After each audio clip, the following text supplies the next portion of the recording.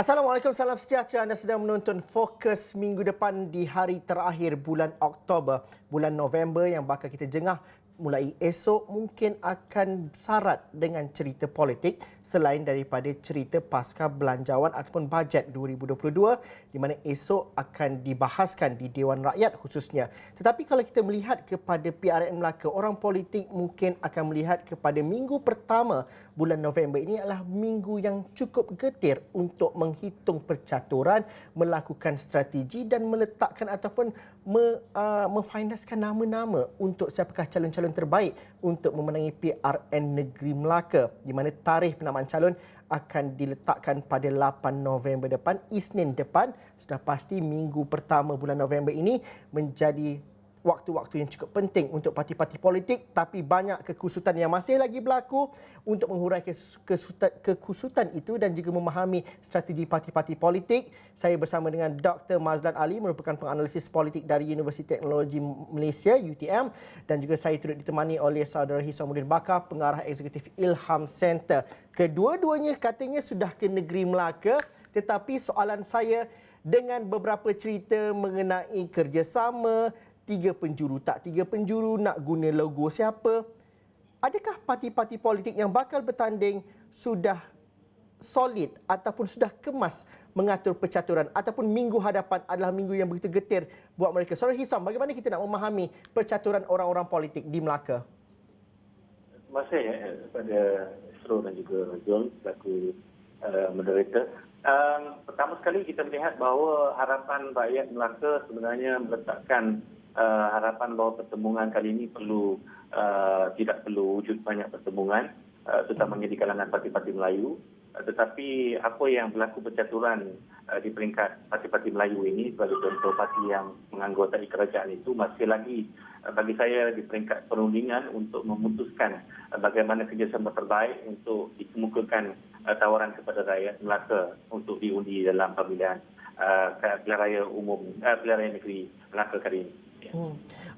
Saudara Hisam, kalau kita melihat kepada parti-parti komponen yang membentuk kerajaan pada hari ini, antara BN dengan UMNO-nya, PAS yang mungkin menjadi rebutan juga di antara PN dan juga BN, bagaimana sebenarnya kita memahami situasi itu? Ataupun ini masih lagi cakap-cakap untuk memutamatkan rundingan? Atau bagaimana situasi sebenarnya, Hisam? Dan bila agaknya dalam minggu depan itu dapat diputuskan kata akhirnya?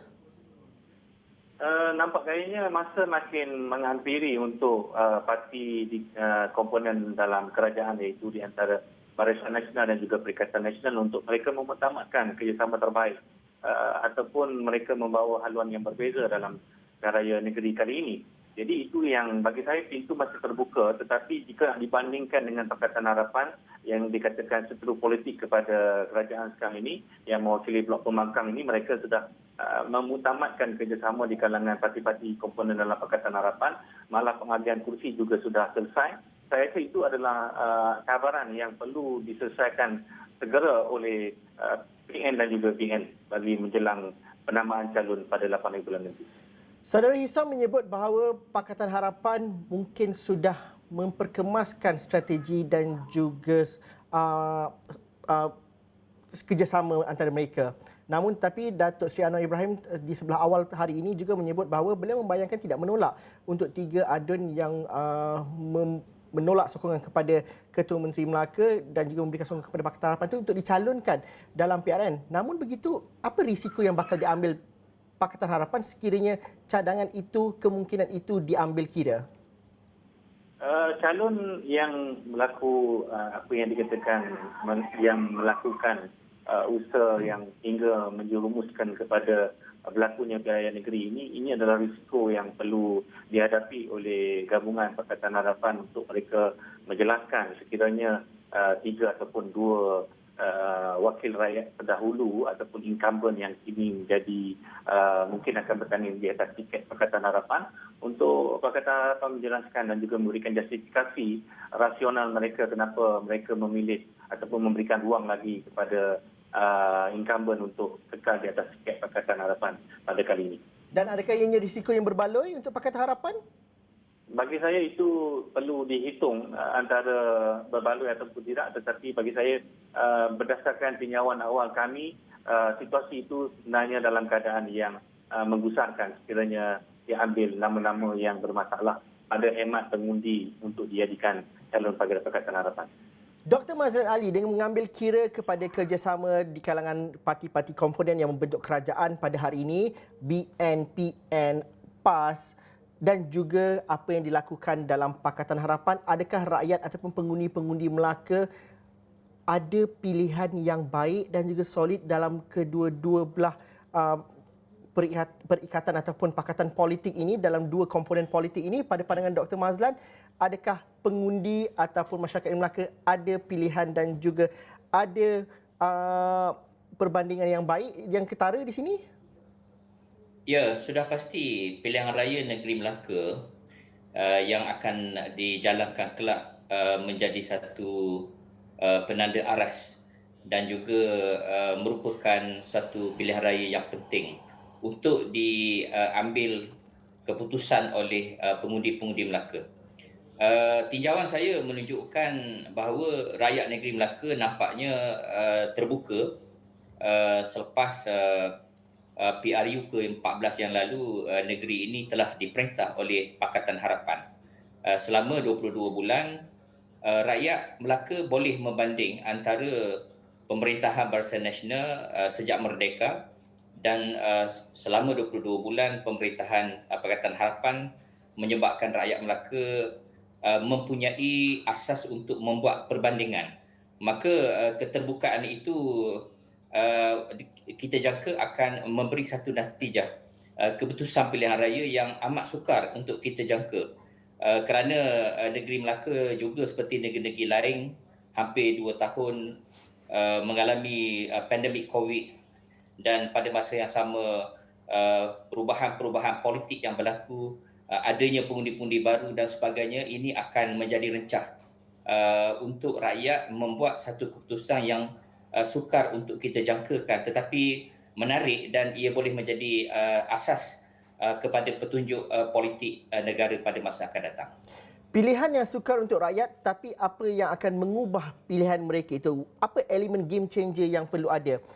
Pakatan antara parti-parti politik ke ataupun kepada calon-calon yang bakal ditampilkan? Kerana apa yang kita dengar pada hari ini masih lagi nama-nama ataupun otak-otak lama yang bercerita dan juga memonopoli diskusi dan juga tawaran politik. Apa yang akan mengubah pilihan rakyat pada kali ini ataupun bagaimana memudahkan mereka untuk membuat keputusan? Ya, pada hemat saya, parti-parti politik perlu menimbangkan kepada perkembangan mutakhir yang berlaku di negeri Melaka.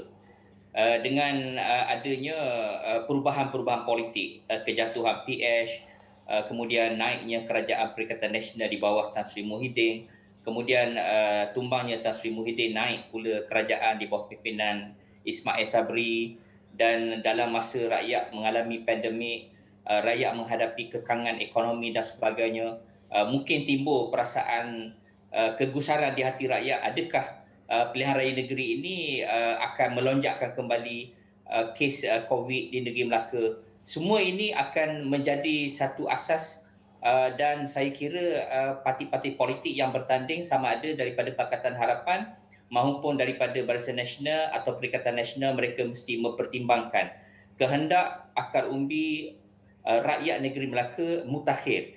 Tidak boleh disandarkan kepada asas-asas yang lama, kerana ia adalah terlalu berisiko. Kerana politik di Melaka sekarang adalah sangat rapuh, dan kemungkinan rakyat melakukan suatu keputusan yang di luar jangka itu mungkin boleh berlaku sesuatu yang tidak dapat kita sangka dulu. Saudara Hisam juga ada mengatakan dalam temu bual sebelum ini bahawa rakyat di negeri Melaka juga melakukan perubahan 2018, tetapi tempoh waktu itu ataupun detik waktu itu tidak boleh dijadikan satu tanda aras bahawa rakyat tidak berubah. Dalam masa 2 tahun ini, persepsi politik mereka juga jauh lebih ke hadapan. Apa yang kita perlu fahami perubahan persepsi politik rakyat Melaka pada ketika ini? Untuk kita menilai perubahan ini, Zul, pertama sekali yang pada sarapan awal yang dilakukan oleh Ilam Center ini, polanya yang agak menarik kali ini ialah oleh kerana seperti mana yang dimaklumkan oleh Dr. Mazlan tadi, rakyat sudah terdedah dengan era pemerintahan 3 kerajaan sebelum ini dan mereka sudah boleh menerima bagaimana pembangkang sudah pun menjadi kerajaan. Kali ini sekumpulannya boleh dikatakan pertama sekali ialah kesepakatan parti politik, parti mana yang boleh menampilkan keyakinan dan juga menampilkan satu kestabilan politik kepada kerajaan negeri Melaka. Yang keduanya ialah saya melihat rakyat sudah mula menilai dan cakap-cakap di kedai kopi ataupun di peringkat rakyat bawahan ini, di peringkat akar umbi ini, menyatakan bahawa mereka sekarang ini sudah menilai siapakah calon yang akan diperturunkan oleh parti-parti politik ini untuk diberikan penilaian dan juga rating sehingga diterjemahkan dalam bentuk undi. Jadi pola yang saya melihat ini adalah satu pola yang berlaku secara dinamik dan pantas sekali. Itu di Melaka setelah berlakunya langkah syaratan pertukaran kerajaan daripada Perikatan Nasional kepada Barisan Nasional di peringkat pusat dan sebagainya. Ini yang menyebabkan tingkah laku pengundi di Melaka ini sudah berubah. Itu satu Adakah dapatan Hisom jauh berbeza dengan Dr. Mazlan ataupun hampir sama, Dr. Mazlan? Saya rasa tidak akan lari jauh daripada dapatan seperti mana yang dilakukan oleh Dr. Mazlan. Kalau kita lihat beberapa hari sebelum ini, PAS juga mengatakan dan juga mencadangkan bahawa mereka sedia untuk menjadikan logo bulan itu sebagai mungkin salah satu strategi penyatuan di antara gabungan Perikatan Nasional dan juga Barisan Nasional. Itu mungkin boleh dilakukan. Tapi sejauh manakah itu relevan untuk memancing undi? Saya tanyakan soalan itu kepada Hisom dahulu. Saya rasa persoalan yang dilontarkan oleh Timbalan Presiden PAS, Datuk Tuan Rahim Tuan Man, yang mana parti-parti dalam Barisan Nasional yang PN perlu mempertimbangkan untuk dipikir-pikirkan, kata beliau, untuk menggunakan logo PAS. Tetapi telah ditolak oleh beberapa pimpinan bahawa itu adalah gurauan yang dilakukan oleh Timbalan Presiden PAS. Tetapi pokok pangkalnya, latar belakangnya ialah kiranya perkara ini perlu dimutamakan. Hanya PAS perlu menyatakan pendirian politik mereka untuk memilih sama ada bersama dengan Muafakat Nasional, iaitu bersama dengan UMNO ataupun bersama dengan Bersatu di dalam Parti Perikatan Nasional. Saya rasa itu sebenarnya timbang tara yang perlu diputuskan oleh PAS buat masa ini. Tambahan pula sebenarnya, Zul, yang melatari kenyataan pimpinan PAS ini adalah ketika ini mereka bersaing dalam pemilihan ataupun menjelang utama PAS kali ini. Apa-apa kenyataan ini sebenarnya dia mewakili apa yang dia katakan jalur pemikiran di dalam perjuangan kumpulan-kumpulan tertentu di dalam PAS. Jadi kalau kita balik kepada pilihan raya negeri Melaka, penilaian PAS sekarang ini ditunggu-tunggu sama ada PAS akan memutamakan kenyataan mereka melalui Majlis Syura Ulama PAS ataupun pendirian daripada Presiden PAS untuk mereka menyatakan logo mana yang akan digunakan oleh parti ini, sama ada menggunakan logo sendiri iaitu bertanding dengan mengadakan kerjasama dengan UMNO ataupun bertanding di atas Perikatan Nasional yang saya rasa itu akan mengutamakan kerjasama PAS dan juga UMNO. Dr. Mazlan Ali, mungkin kita dapat fahami cerita mengenai guna logo apa untuk PRN Melaka yang berkaitan dengan PAS ini cakap-cakap elitis orang politik yang merujuk kepada kesepakatan dan juga kerjasama antara politik. Namun kalau secara realitinya di lapangan, di manakah tempat PAS di kalangan pengundi negeri Melaka? Adakah ada kekuatan itu? Adakah ianya menyumbang kepada perubahan sokongan dan sebagainya, Dr. Mazlan? Kalau kita lihat dalam pilihan raya ke-14 yang lalu, PAS menunjukkan prestasi yang agak rendah, tetapi menunjukkan sokongan yang agak signifikan kepada PAS di negeri Melaka ini. Di beberapa kerusi, bilangan undi PAS mungkin boleh menjadi penentu kepada keputusan pilihan raya dan khabarnya PAS akan bekerjasama dengan Perikatan Nasional. Saya beranggapan bahawa koalisi antara PAS dengan Perikatan Nasional ini bukanlah satu koalisi yang boleh dipandang ringan oleh mana-mana pihak, kerana pengaruh Tan Sri Muhyiddin Yassin sebagai bekas Perdana Menteri, pernah menjadi Perdana Menteri selama 17 bulan dan di zaman pemerintahan beliau banyak polisi-polisi yang Tan Sri Muhyiddin bahawa itu adalah disukai oleh rakyat. Maka gabungan antara Perikatan Nasional dengan PAS mungkin boleh memberikan satu jumlah sokongan yang signifikan di dalam pilihan raya ini sekiranya berlaku tiga penjuru di negeri Melaka. Dan UMNO sebagai sebuah parti yang lama, mereka juga mempunyai asas sokongan yang kuat terutama di kalangan orang Melayu. Saya fikir antara PAS dan juga Bersatu ini, cadangan PAS untuk menjadikan lambang mereka itu sebagai lambang untuk gabungan itu pada saya tidak mustahil, kerana PAS sebuah parti yang dikenali sudah lama. Boleh katakan hampir semua rakyat Malaysia mengenali PAS sebagai sebuah parti politik yang mempunyai kekuatan yang tersendiri di dalam politik di peringkat nasional ini. Tapi doktor, mengenali dan juga mengubah kepada menjadikan ianya satu pilihan, dua perkara yang berbeza. Pada pandangan doktor, bagaimana ianya dapat dijelmakan kepada pilihan pengundi? Ini bergantung kepada kesepakatan dan saya fikir jenama Perikatan Nasional itu mungkin lebih sesuai sekiranya gabungan PAS dan juga Bersatu ini hendak diwujudkan di negeri Melaka ini. Dan sekiranya dijadikan lambang PAS itu sebagai jalan penyelesaian, tidak ada jalan penyelesaian lain, saya fikir itu boleh dipertimbangkan. Tetapi seperti yang saya sebut tadi, asas sokongan PAS di negeri Melaka ini tidak begitu kuat, tetapi mempunyai sokongan yang agak signifikan dalam politik Melaka. Jadi terpulanglah kepada parti-parti di dalam gabungan ini sama ada untuk menerima lambang daripada PAS ataupun lambang daripada koalisi. Itu adalah sesuatu yang boleh mereka pertimbangkan. Jadi jawapan yang muktamad lagi buat ketika ini, tapi minggu depan mungkin perkara itu lebih rancak lagi untuk dibincangkan. Terima kasih Saudara Hisom. Terima kasih Dr. Mazlan Ali kerana bersama dengan kami. Kami pasti akan bersama dengan kalian juga pada minggu-minggu akan datang bercerita mengenai pilihan raya negeri Melaka. Saya berhenti rehat seketika dahulu. Kita jumpa lagi selepas ini.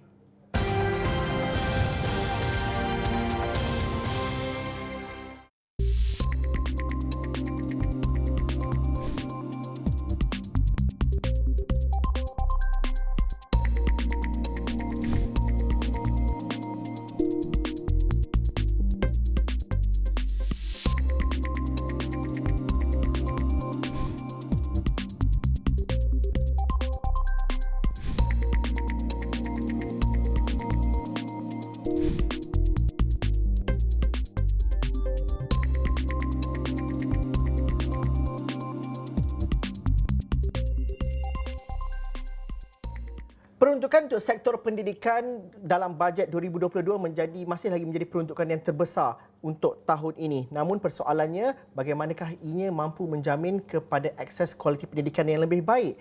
Saya bersama dengan Dr. Anwar Ahmad, merupakan pensyarah kanan di Fakulti Pendidikan Universiti Kebangsaan Malaysia. Assalamualaikum, selamat petang Doktor. Doktor, angka besar, tetapi bagaimana ini memberikan jawapan kepada akses pendidikan yang lebih baik, apatah lagi mengambil kira pasca COVID-19. Anak-anak baru nak pergi ke sekolah semula.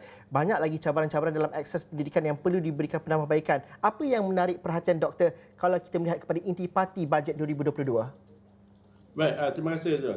Yang pertama sekali, kita rasa gembira sebab walaupun dalam keadaan pendapatan negara agak berkurangan, ekonomi yang tidak begitu baik, tapi iltizam kerajaan untuk memastikan sistem pendidikan negara kembali pulih dengan segera itu jelas apabila peruntukan yang begitu besar diberikan dalam bajet 2022. Kalau kita lihat untuk KPM diberikan 52.6 bilion ataupun 16% daripada anggaran keseluruhan, dan Kementerian Pengajian Tinggi diberikan 14.5 bilion, menjadikan jumlahnya 67 bilion ataupun 20% daripada keseluruhan bajet. Angka ini pada saya jelas menunjukkan bahawa keprihatinan kerajaan bagi memastikan sistem pendidikan negara kembali pulih, dan pada saya bajet untuk sektor pendidikan ini adalah bajet pemulihan sistem pendidikan negara. Kalau kita dapat lihat dalam bajet ini, kita tidak nampak peruntukan-peruntukan ataupun suntikan-suntikan bagi tujuan perancangan jangka panjang pendidikan, tetapi lebih kepada untuk menyelesaikan isu-isu jangka pendek seperti pemberian insentif perbelanjaan awal persekolahan, begitu juga dengan beberapa insentif yang diberikan kepada guru dan sebagainya. jelas pada saya itu adalah satu usaha kerajaan untuk memastikan bahawa anak-anak kembali segera ke sekolah, mereka dapat belajar kembali seperti sebelum pandemik, dan bajet ini menjelaskan pada kita bahawa kita tidak begitu menumpukan kepada perancangan jangka panjang, tetapi lebih kepada menyelesaikan isu-isu untuk segera memulihkan sistem pendidikan negara selepas hampir 20 bulan sistem pendidikan sekolah ditutup. Itu yang pertama dari saya, Zul. Doktor, adakah pengajaran dan juga kemahiran dalam aspek pendigitalan diklasifikasikan sebagai perancangan jangka masa panjang kerana PDPR berlaku dalam setahun setengah ini? Banyak penambahbaikan perlu dilakukan. Banyak lagi sekolah-sekolah tidak mendapat akses kepada internet yang berkapasiti tinggi. Program secara holistik. Pada pandangan doktor, adakah itu sedikit dikesampingkan dalam bajet 2022 atau doktor optimis ianya akan dilakukan dari masa ke masa? Baik, kalau kita lihat bajet ini, suntikan langsung kepada usaha untuk pendidikan digital itu tidak begitu jelas dalam sektor pendidikan. Tetapi kita dapat lihat program ataupun peruntukan itu diberikan di bawah program Jendela, di mana 3.5 bilion diperuntukkan untuk memperkasakan internet, infra dan sebagainya untuk melengkapkan lagi program Jendela. Pada saya kita tidak nampak begitu ketara sekali peruntukan untuk tujuan pendigitalan pendidikan ini. Pada saya pendigitalan pendidikan adalah perkara yang sangat penting sekarang berbanding dengan sebelum pandemik. Hari ini kita dapat lihat ramai guru-guru yang semakin yakin, ramai pelajar-pelajar yang sudah melihat tentang peri penting, gitu juga dengan ibu bapa. Mereka sudah melihat peri pentingnya penggunaan digital pendidikan ini, pemilikan peranti, internet yang laju dan sebagainya untuk tujuan pembelajaran dan pendidikan. Jadi pada saya memang kita kena akui bahawa bajet 2022 ini tidak meletakkan secara khusus peruntukan untuk mengupayakan pendidikan digital, walau bagaimanapun kita lihat dalam jendela itu telah dimasukkan secara keseluruhan 3.5 juta untuk tujuan infra bagi internet. Kebimbangan saya adalah apabila kita tidak ada peruntukan yang khusus untuk memperkasakan pendigitalan pendidikan, kita mungkin akan kembali kepada amalan-amalan lama dalam sistem pendidikan kita. Kita akan mula melihat guru-guru menggunakan kaedah-kaedah yang lama, cara-cara mengajar yang lama, dan juga lama-kelamaan apabila mereka selesa untuk menggunakan kaedah-kaedah yang lama, maka pendidikan digital ini akan mereka mula tinggalkan. Ini pada saya satu kerugian. Sebab kita tahu di negara-negara serantau, banyak negara yang sedang melipat gandakan usaha mereka, peruntukan mereka untuk meningkatkan keupayaan pendidikan digital ini. Jadi kita harapkan dengan peruntukan yang besar oleh kerajaan kepada KPM dapat merangka secara jelas satu program yang dapat mengupayakan pendidikan digital mereka, khususnya dalam 3 perkara. Yang pertamanya adalah dari segi melengkapkan infra internet di sekolah. Yang keduanya adalah latihan keguruan dalam pedagogi digital. Dan yang ketiganya adalah penyediaan bahan-bahan pembelajaran, kandungan-kandungan pembelajaran digital untuk anak-anak kita. Jadi dalam bajet 2022 ini kita tidak begitu nampak peruntukan itu diberikan untuk pendidikan digital. Tetapi saya percaya pihak kepimpinan KPM sendiri akan melihat isu pendidikan digital ini sebagai satu yang paling utama, yang paling diberi peranan yang besar apabila kita memulakan sesi sekolah mulai tahun 2022 nanti. Dr. Anwar, banyak yang kita nak bincangkan lagi khususnya mengenai sektor pendidikan, tapi saya kira perbincangan petang ini menjadi mukadimah untuk perbincangan dan juga fokus perbincangan untuk minggu-minggu yang akan datang, kerana perbahasan dan juga perbincangan mengenai bajet 2022 juga akan diteruskan di Dewan Rakyat bermula esok. Perbahasannya bagaimana dan bagaimana isu-isu pendidikan diangkat oleh ahli-ahli Dewan Rakyat kita. Terima kasih Doktor kerana sudi bersama kami dalam fokus minggu depan. Terima kasih juga kepada anda yang menonton. Ada cadangan, ada pandangan, teruskan bersama kami di platform digital kami astroawani.com dan juga seluruh platform sosial media kami. Assalamualaikum, salam sejahtera. Kita jumpa lagi.